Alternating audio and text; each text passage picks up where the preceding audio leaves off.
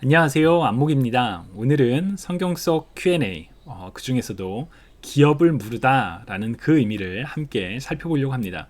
여러분, 기업을 물으다, 기업을 물을 자 라는 표현을 혹시 성경을 읽다가 발견해 보신 적이 있으신가요?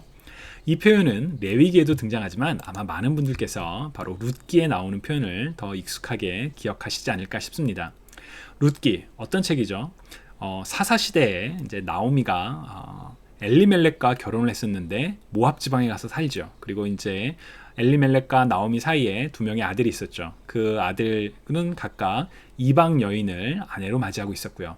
근데 엘리멜렉도 죽고 두 아들도 죽어서 이제 나오미가 본인의 고향으로 돌아오려고 합니다. 그때 이방 여인, 모압 여인이었던 룻이 나오미를 따라오지요. 그래서 나오미를 대신해서 룻이 이스라엘 땅에서 그 곡식을 얻으려고 주술려고 막 갑니다. 그러다 보아스를 만나요. 그때 이제 나오미가 하는 말이 그가 보아스가 여호와로부터 복받기를 원하노라. 보아스가 살아있는 자와 죽은 자 가운데 죽은 자에게 은혜 베푸기를 그치지 아니한도다. 그러고 난 다음에 룻에게 그 사람은 보아스는 우리와 가까우니 우리 기업을 물을 자 중에 하나이니라 라고 이야기를 해요. 자, 그렇다면 기업을 물으다 무슨 뜻일까요? 사실 우리가 성경에서 발견하는 많은 어려움들은 그 단어의 원래 의미를 찾을 때 생각해 볼 때 이게 이런 의미였구나 이렇게 쉽게 발견할 때가 있어요. 기업을 무르다에서 무르다라고 번역된 히브리어는 가알이라는 동사입니다. 이 단어는 되찾다, 다시 사다, 구속하다 등의 의미가 있죠. 여러분 혹시 앱스토어나 플레이스토어에서 리딤 코드를 입력해 보신 적 있으신가요? 이제 리딤. 사실 이 리딤의 의미는 내가 그 액수를 지불하지 않았지만 누군가 대신 지불하고 그 코드를 줬을 때 그 코드를 입력하고 그 앱을 얻는 거죠. 그래서 여러분들에게는 리딤 코드라는 단어가 더 익숙할 수도 있는데 바로 나 대신 누군가 대신 값을 지불해서 되찾는 것. 그게 바로 가알입니다. 그리고 이 가알은 그 이스라엘사에서는 고엘 제도라는 이름으로 굉장히 중요한 사회 제도 중에 하나였습니다. 이 고엘 제도가 가지고 있는 특징은 가난으로 누군가가 자신을 팔게 됐을 때 그 가까운 친족이 그 사람을 되찾는 돈을 지불하고 다시 되찾을 의무가 있었어요. 예를 들어 레위기 25장 47절과 48절을 보시면 너희 중에 누군가 한 명이 가난해져서 팔게 되면 그 자신을 노예로 팔게 되면 가까운 친족이 그 사람을 대신해서 값을 지불해라. 바로 그게 고엘 제도의 하나의 모습이고요. 혹은 누군가 가난해져서 자신의 소유, 땅을 팔게 된 경우 가까운 친족이 그 땅을 다시 사서 물을 그런 책임이 있었습니다.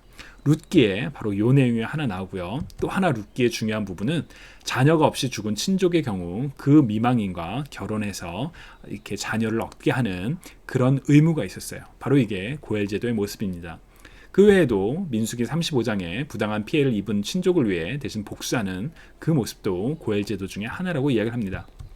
자, 그렇다면 룻기에서의 고엘 제도가 어떻게 전개되는지 한번 볼까요? 룻기 4장을 보면 이제 보아스하고 룻하고 서로 이제 그 눈이 맞았어요. 보아스는 룻이 너무나도 성실하게 일하니까 룻을 잘 돌봐주길 원했고 룻도 보아스가 자신에게 선대해줘서 좋아하는 마음이 있었어요. 그런데 그러니까 어떻게 보면 엘리멜렉과 가장 가까운 친척은 보아스가 아니었어요. 그래서 이제 보아스가 룻을 데려오기 위해서 이제 일을 꾸밉니다. 사실 꾸민다고 해서 좀 뭐 나쁜 건 아니고 그 사회적 제도에 맞춰서 진행을 하죠. 룻기 4장 3절과 4절을 보시면 보아스가 그 기업 물을 자에게 이르되 모압 지방에서 돌아온 나오미가 우리 형제 엘리멜렉의 소유지를 팔려 함으로 내가 여기 앉은 이들과 내 백성의 장로들 앞에서 그것을 사라고 내게 말하여 알게 하려 하였노라. 만일 내가 물으려면 물으려니와 내가 물으지 아니하려거든 내게 구하여 알게 하라. 내 다음은 나요. 그 외에는 물을 자가 없느니라. 자, 이 엘리멜렉의 땅을 물러야 됐어. 다시 되찾아야 할 거야. 근데 네가 가까운 친척이니까 네가 해. 라고 이야기를 하죠. 보아스의 마음은 그렇게 되면 안 되는데 라는 마음이 있지만 이제 제도를 따라가는 거예요. 근데 그 사람이 내가 물으겠다. 그렇게 얘기를 해요. 그러자 보아스가 자, 그렇다면 내가 나오미의 손에서 그 밭을 사는 날에 곧 죽은 자의 아내 모압 여인 룻에게서 사서 그 죽은 자의 기업을 그의 이름으로 세워야 할지니라. 그렇게 얘기를 하니까 이제 룻도 이방 여인인 그 룻도 책임을 져야 한다라고 이야기를 해요.